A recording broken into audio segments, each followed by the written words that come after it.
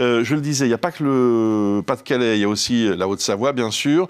Et on fait le point tout de suite avec nos éclaireurs. Fanny Wegscheider. Fanny, depuis plusieurs semaines maintenant, ça déborde partout. Oui, en effet, on va le voir notamment avec ces niveaux de pluviométrie ce dernier mois, vous allez le constater, puisqu'ils sont très très élevés. On en a parlé évidemment dans le détail, notamment avec Marc.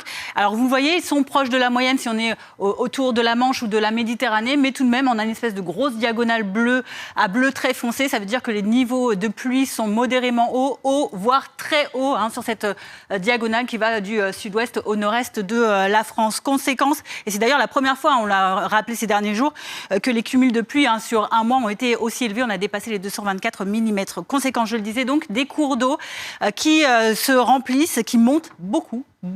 Regardez avec cette carte qui est très bleu foncé, niveau très haut des cours d'eau à l'échelle des départements, en dehors de l'Oise, de la Somme ou du bassin parisien ou encore un peu autour du pourtour méditerranéen et de la vallée du Rhône. Mais ailleurs, c'est beaucoup de cours d'eau donc, qui sont remplis. Conséquence également, c'est que les nappes phréatiques, alors qu'on était encore en état de sécheresse il y a moins de 2 mois, se remplissent avec, donc, vous le voyez, ces poches très remplies du côté de la Gironde, de la Dordogne, de la Charente-Maritime, on va dire dans le centre-ouest, ainsi qu'au nord de la France, un peu sur la pointe bretonne, et également dans le nord-est de la France. Voilà pour la situation donc, de ces pluies qui se multiplient. Et donc forcément, ça déborde. La saison de recharge de ces nappes phréatiques, on le précise, ça ne fait que commencer. Donc ça pourrait encore s'aggraver. Elle se termine au début du printemps. Et on a des images assez impressionnantes de ces inondations et de leurs conséquences ces dernières heures. Oui, en effet. Alors regardez, tout d'abord, on va prendre la direction de l'est de la France, en Alsace, dans ce petit village de Cévennes, dans le Haut-Rhin, où ce cours d'eau s'est rempli très rapidement avec des fortes pluies ces dernières heures, ces derniers jours, qui ont entraîné des coulées de boue dans ce village. Une douzaine de maisons, de caves ont été touchées, vous voyez le résultat.